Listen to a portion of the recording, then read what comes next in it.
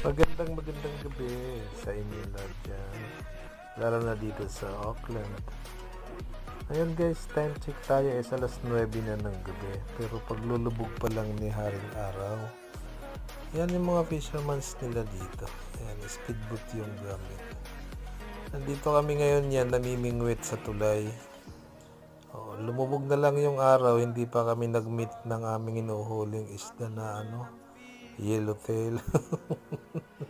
Kaya kailangan na namin mag-impake sa mga oras na yan. At umuwi. May bukas pa naman.